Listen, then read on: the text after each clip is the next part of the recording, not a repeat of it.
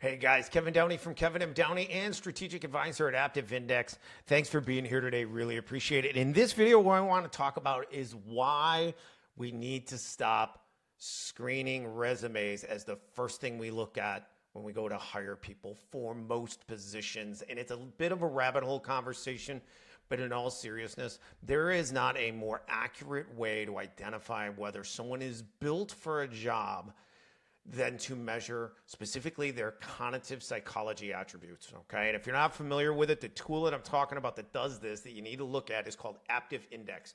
It's all about something we call drive-based hiring, okay? Now, does background and experience matter in some jobs?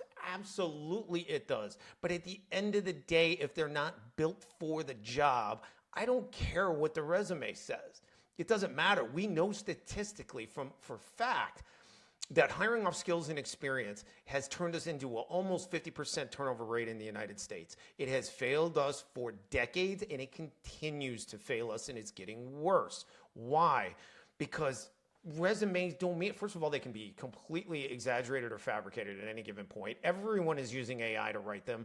They're writing resumes to match the job description so that your ATS measures everybody and it's a perfect match, right? We see it all the time. I have a friend who did it for their son and redid their resume with AI so he would get in front of people for jobs, and they completely exaggerated his resume so that he could land a position. Right? Because that's what companies are doing. They're hiring off skills and experience. And that is not how you identify whether people are truly a fit for a position. Now, it doesn't matter. It does, if you want to look at skills and experience and resume, eventually, of course, we should be looking at that sometimes. But in general, it's not the way we identify whether someone is built for a job. Okay? What I'm talking about, again, is drive-based hiring. Aptive Index is the platform. If you're not familiar with it, here's their website. Absolutely phenomenal. All kinds of great information, validation studies, all that stuff on there. What you want to do is, first of all, you should take it. It takes 8 to 10 minutes. Email me for a link, or you may have one from me. Take it. If you haven't taken it, or you don't have a link, go to our website, kevinmdowney.com. There's a link that says Take Aptive Index. You'll get a PDF in return after you complete it. Again, it only takes a handful of minutes to complete. It is amazingly accurate and will blow you away. Okay, let's dig into it a little bit. What's it all about? It's a 100-year-old science over that. Been used in business for decades. Aptive Index's oldest existing competitor started in the 80s, okay? There's a handful of them that measure these kinds of attributes, and it is the most accurate way to hire. Why do we need to do this? Because turnover is getting more painful. It's getting more expensive. We've got to reduce turnover, and we've got to achieve a higher percentage of top performers in the company. That means people whose wiring patterns match the jobs at hand. And I'm going to show you an example here with sales in a second to give you a really concrete example of what I mean, okay? When we have people, right, well, first of all, the attributes are the fundamental needs and motivations that drive our decisions and actions. They're how we're wired. They're established in our teens and they don't change. These specific attributes called cognitive, okay? Top performers in companies do jobs that match their attributes. It's that simple. We see it all of the time. Tasks feel natural. They're engaging, sustainable. It's like going downhill. It's like writing with our dominant hand. When the job doesn't match the attributes, especially if it's reverse, right? They're doing things that fight their natural drives. It creates stress, burnout, underperformance. Everything is an uphill battle, and it's like writing. A great analogy, it's like writing with our non-dominant hand.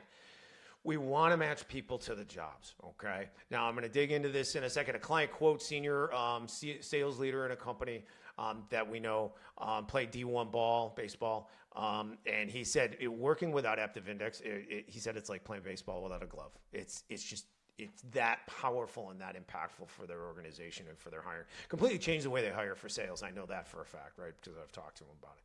All right, let's take a quick look. I'm going to give you an example.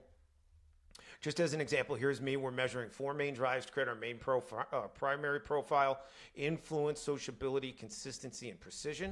And then we've got some standalone attributes that we use in building jobs in the hiring process: emotional resonance, pro-social, intensity, and abstraction. Okay. Now, what's the example again of when we look? I'm going to give you a perfect example of looking at resume and hiring off resume skills and experience, and they fail, and it happens all the time. And if you're in a B2B company and have ever hired for sales before, I am betting that you have had this experience because it's an epidemic problem in the United States in this particular field. Okay. So when we hire for sales, this is the profile we're looking for what we would call a hunter sales rep. Now, there's other kinds of sales that we build, like one called closers. I'll explain that in a second, as well as farmers, right? You should know, if you know sales, you know what a farmer is. Farmer's an account manager, somebody who's got a customer base, they're cross-selling, they're upselling, they're filling inventory, yada, yada, all that stuff, right? But they've got a long-standing relationship with a customer. Hunter sales reps are typically going out and get customers, and they're not managing that customer in the long run, okay? But they've got a process of generating leads, following up with leads. It may be a multi-call sale, all that kind of stuff. They've got to chase down those leads, all those kinds of things. One-call closer specifically is a less common job.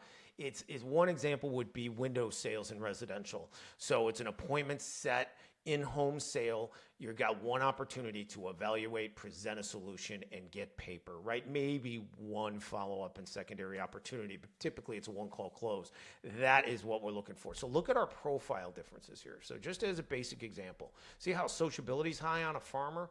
One-call close, sociability is high, but we need really high intensity, emotional resonance, high influence. Hunter, intensity high, but sociability is not the same. We're more worried about influence here.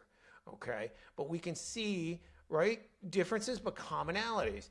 But one of the things in sales that we hire for, to prove my point of why this matters more than skills and experience, is we go into B2B companies and they want to hire for sales, and we're looking for this kind of person all the time. They're wanting to hire off a resume, skills and experience, all that stuff, right? And they're trying to hire for sales, but they need them to do their own business development. Right? They need them to prospect. And that prospecting can take 6 months, 12 months, 18 months. It can take a long time. And they go and hire this, and the needle never moves. Nothing happens. Nobody dials the phone. Why? They're not built for it with modern business development needs. Modern business development looks like this. Look at the difference between these two. BDR is outbound. Okay? Influence is totally the opposite. Sociability a little higher. What we're looking for is high C. We're looking for somebody who can repeat, a little bit of intensity, but we're looking for the same, be able to do a routine, a process over and over and over again, 50 to 100 times a day. That's not what a salesperson wants to do. Salespeople are high-level B2B salespeople are not built for that. That's not what they do. They want to sell. They want to present. They want to talk to people about solving their problems, right? Not the initial, all the research and the calling that it takes to find out who the decision maker is. Do they have any pain point? Who are they currently working with? All that research stuff. Hunter salespeople are not built for that, right? We call them hunters, but in a lot of ways it's kind of a misnomer, right? But it's totally opposite from a BDR. This is a perfect example of understanding that hiring off skills and experience, resume, doesn't mean a hill of beans. You have to match the wiring pattern, the attributes to the job. If you do that, you will find people that are engaged, energized, and will perform at a high level. Okay, you want proof of that? I'm going to give you one right here. This is a person that no sales experience coming in, hired almost exclusively off wiring pattern, right? This is actually my, which I hid his information, my SDR, right? And almost no experience, hired purely off of wiring pattern. Absolutely knocks it out of the park. Does great. Why? Because he's got to repeat. His sociability isn't even really high enough, and but his influence is in range. He's probably a little high P in a way, but his C drive, we've got to repeat the same process over and over and over again, 50 to 100 times a day, and he does great. Does absolutely great. But if he went off resume, nobody'd even give him a look. That is how powerful this stuff can be. And it's been around for decades, and it's becoming, again, more popular. Why? Because companies are realizing that what they've been doing is not working. Hiring from skills and experience isn't solving the problem for companies. They keep turning over. People keep mismatching. This is why program like Aptive Index is going to make a difference for your company. Okay. So if you have any questions, reach out to us. KevinMDowney.com. Link to take the Aptive Index is on our website. Go ahead and take it. I'll get back to you personally, and would love to chat, dig in, and show you, demo it a little bit, and show you how it works. Okay. Thanks for being here today. Best of luck in business, and we'll talk to you soon. Thanks.